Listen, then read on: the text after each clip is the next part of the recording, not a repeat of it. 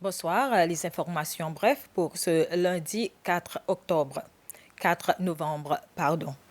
Le ministère de l'Emploi a présenté le plan national des ressources humaines 2025 à 2029 à des représentants de différents départements du secteur public ainsi que du secteur privé.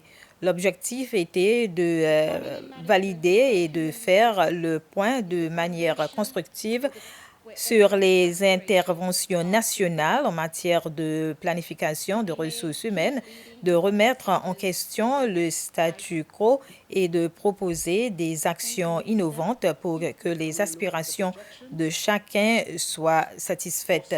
À la suite de l'apparition de la pandémie de COVID-19 en 2020, le service de l'emploi a jugé nécessaire de mettre à jour le plan afin de refléter les effets sur le marché du travail.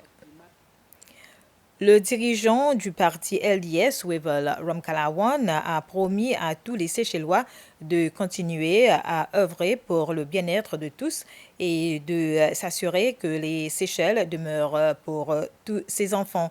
Il s'exprimait ainsi au cours d'un rassemblement public hier.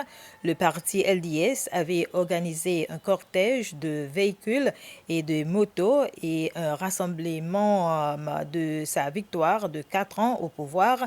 Le thème de ce cortège motorisé et de ce rassemblement était pas de retour en arrière.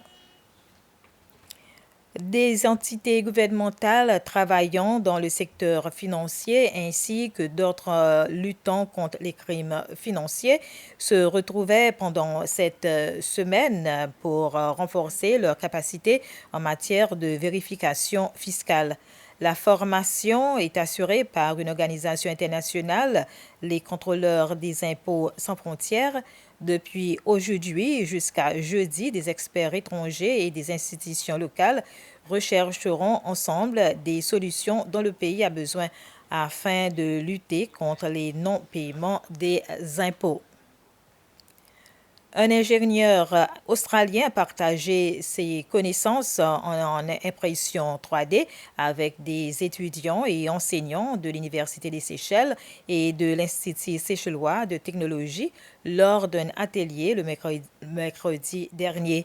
Il existe plusieurs types d'imprimantes 3D, mais celle utilisée dans l'atelier était une version avancée appelée FDM.